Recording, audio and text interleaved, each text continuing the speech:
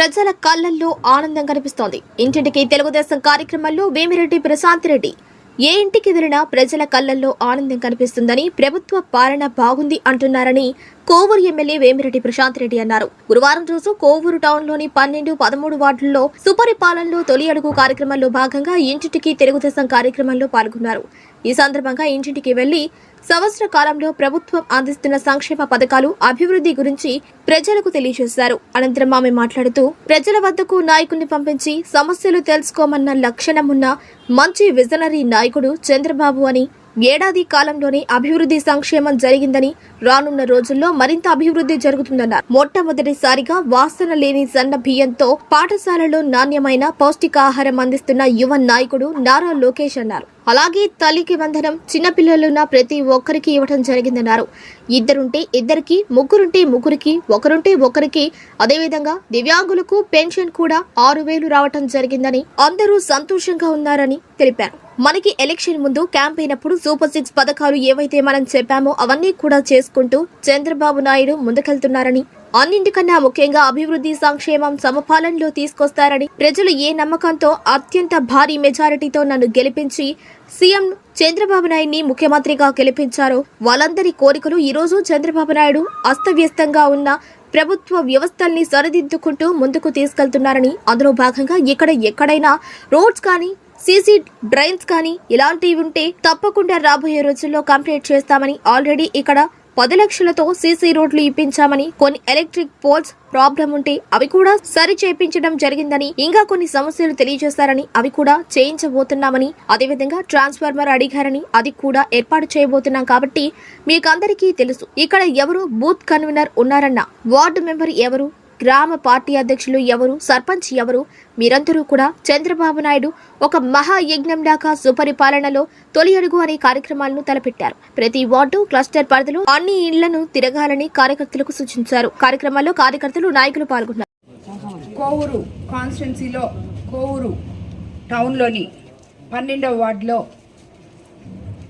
మన కూటమి ప్రభుత్వం ఏడాది పాలనలో సుపరిపాలనలో తొలి అడుగులో భాగంగా ఇక్కడికి రావడం జరిగింది.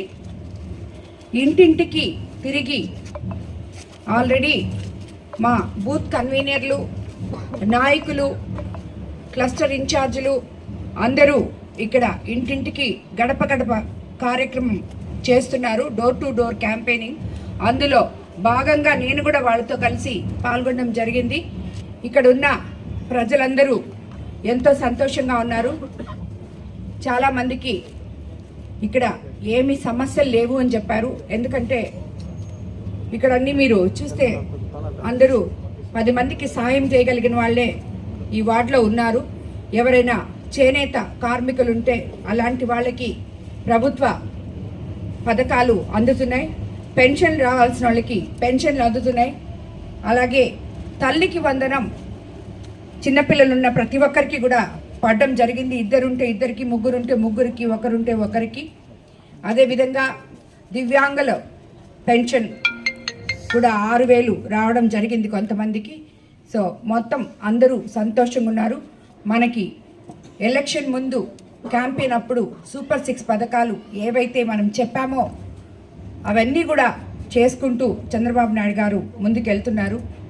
అన్నిటికన్నా ముఖ్యంగా అభివృద్ధి సంక్షేమము సమపాలనలో తీసుకొస్తారని ప్రజలు ఏ నమ్మకం అయితే అత్యంత భారీ మెజార్టీతో నన్ను గెలిపించి సీఎం గారిని ముఖ్యమంత్రిగా గెలిపించారో వాళ్ళందరూ కోరికలు ఈరోజు చంద్రబాబు నాయుడు గారు అస్తవ్యస్తంగా ఉన్న ప్రభుత్వ వ్యవస్థల్ని సరిదిద్దుకుంటూ ముందుకు తీసుకెళ్తున్నారు.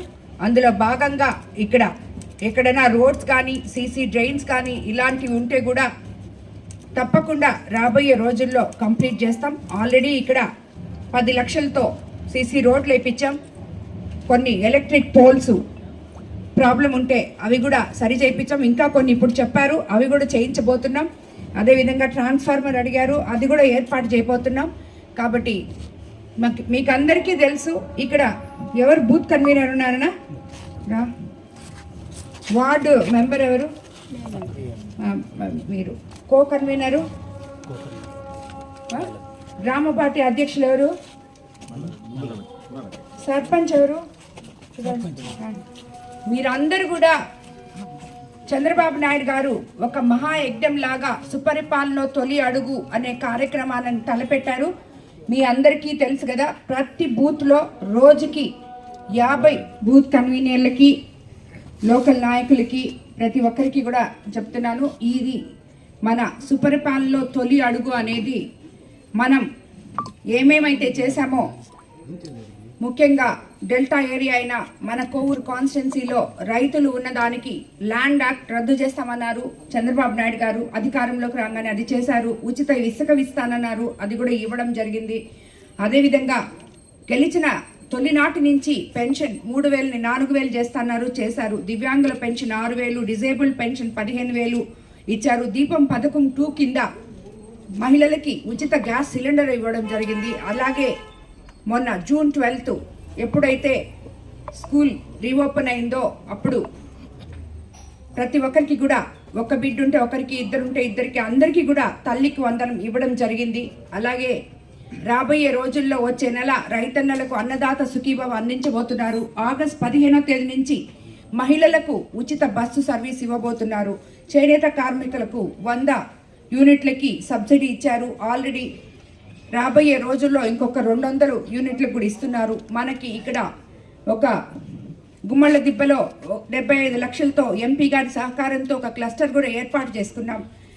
అదేవిధంగా మనము రాబోయే రోజుల్లో స్కూల్స్ అన్నీ మన విద్యాశాఖ మంత్రి లోకేష్ బాబు గారు ఒకే క్లాస్కి ఒక టీచర్ అనే కాన్సెప్ట్తో సన్నబియ్యం భోజనం మధ్యాహ్నం పెడుతూ నాణ్యమైన కిట్స్ అన్ని, బ్యాగులు కానీ, పుస్తకాలు కానీ పిల్లలకు అందించి సంస్కరణలు తీసుకొచ్చారు విద్యా వ్యవస్థలో.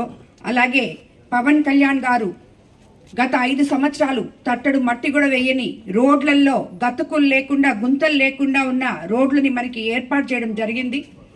ఇవన్నీ కూడా రాబోయే రోజుల్లో, ఇది మనకి మొదలయ్యి సంవత్సరం కాలమే అయింది, ఇంకా 4 సంవత్సరాలు ఉంది.